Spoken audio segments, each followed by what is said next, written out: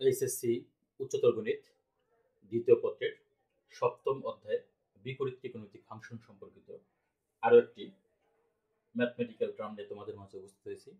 তোমরা সবাই মনোযোগ সহকারে দেখার চেষ্টা করবে। এখানে প্রশ্নে বলা হয়েছে প্রমাণ করো যে tan inverse 2/3 plus sec inverse √13/2 এটা সমান কি হবে π/2। এটা আমাদের প্রমাণ করতে হবে। আবার বলছি tan inverse 2/3 plus sec inverse √13/2 equal to π/2। এটা আমাদের প্রমাণ করতে হবে।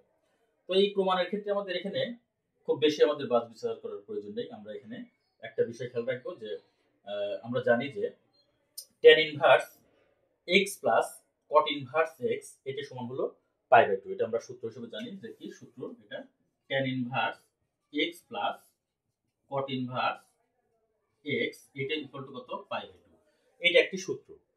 তো tan inverse x plus cot inverse x equal to কত π/2। এটা একটা সূত্র।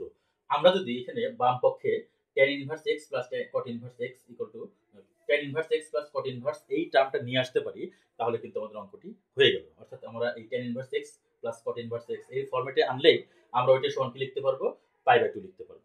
সো আমরা এখানে ওই কাজটাই দেখি আমরা করি। আমাদের এখানে কিন্তু tan ইনভার্স একটা আছে। এখন আমরা এই যে sec ইনভার্স √13/2 এটাকে আমরা কি করব, cot ইনভার্সে নিয়ে আসবো। ওকে, আমরা একটু দেখি চেষ্টা করি। লেফট হ্যান্ড সাইড এখানে লেফট হ্যান্ড সাইডে বলছে এখানে tan inverse 2/3 plus sec inverse √13/2। ওকে, তাহলে আমরা এখানে ত্রিভুজ থেকে আমরা আসি। এটা আমাদের হচ্ছে একটি সমকোণী ত্রিভুজ এ বি সি।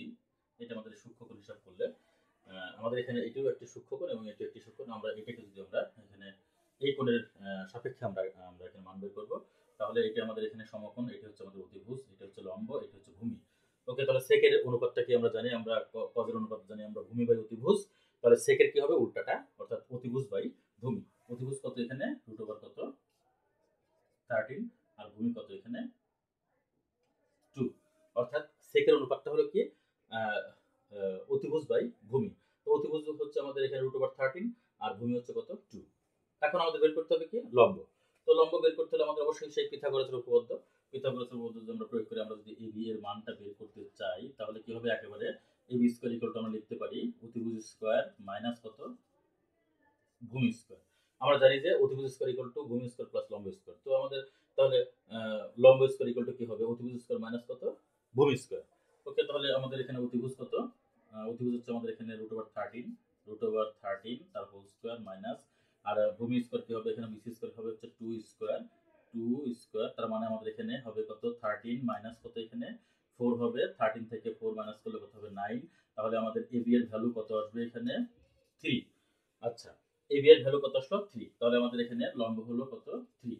আচ্ছা, এখন আমরা এখানে tan ইনভার্স 2/3 প্লাস, তাহলে আমাদের দরকারটা কি, আমাদের এখানে আমরা সূত্রে বলেছিলাম যে tan inverse x plus cot inverse x equal to কত, আমাদের সূত্র π/2।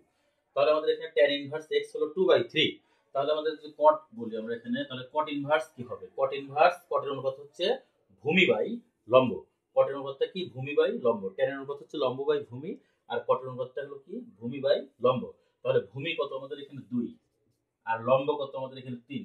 সো আমাদের এখানেও যা এখানেও তাই। দ্যাট মিন্স আমরা tan inverse x plus cot inverse x equal to কি লিখেছি π/2। সো আমাদের এখানে tan ইনভার্স 2/3 এখানে আমরা যা লিখেছি, আবার এখানে cot ইনভার্স 2/3 একই।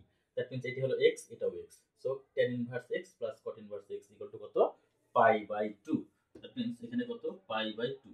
আমরা এখানে লিখে দিতে পারি যে tan inverse x plus cot inverse x এটা সমান কত π/2। এটা আমরা এখানে লিখে দিতে পারি।